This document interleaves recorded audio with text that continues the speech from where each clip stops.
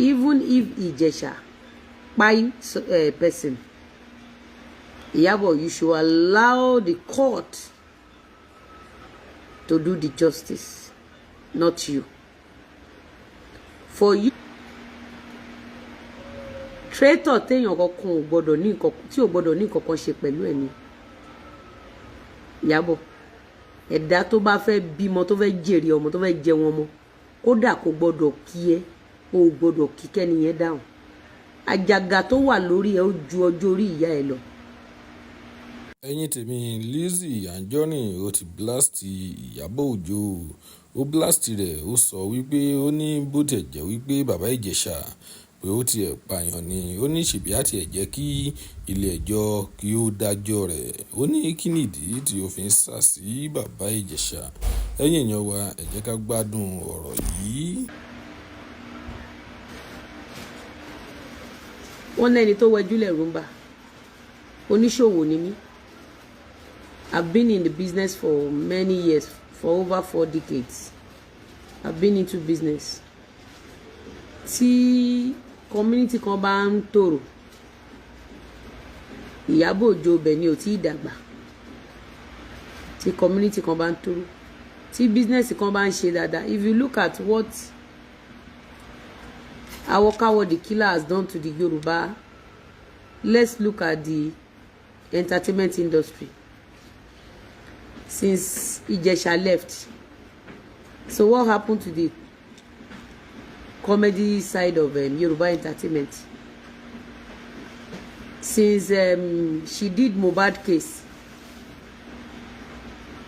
she lied to the world that she has never met Mohbad, and she was the one that took Mohbad to UK with her boyfriend,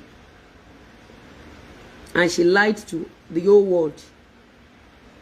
Since she has destroyed Naira Marley, so what happened to other hip-hop artists in the Yoruba setting? What happened to them? And go and check all of these people. Before IJESHA went to prison, the film industry is booming.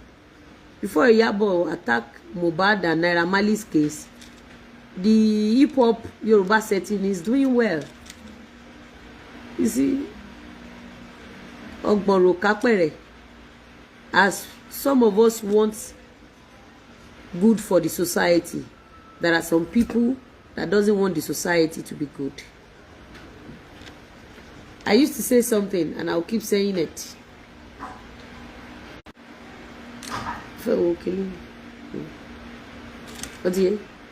I'll keep saying it.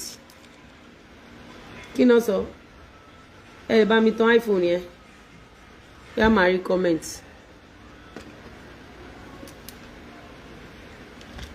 So, timba mi gé yẹn. I'll keep saying it. If the society is not rich, if the society is not doing well, some people will remain poor.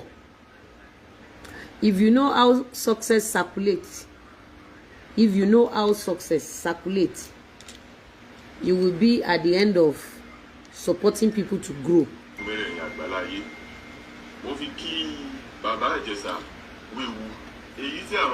Ṣé IYABO Ojo ti lọ́ọ̀kì comment section kò gbọ́dọ̀ jẹ́ bẹ́ẹ̀? Ẹ bá mi pé àǹtí èrò Àríkẹ́ kò gbọ́dọ̀ jẹ́ bẹ́ẹ̀. Àbí lórúkọ woman ẹ̀ kò gbọ́dọ̀ jẹ́ bẹ́ẹ̀ lọ́ọ̀kì comment section kẹ́.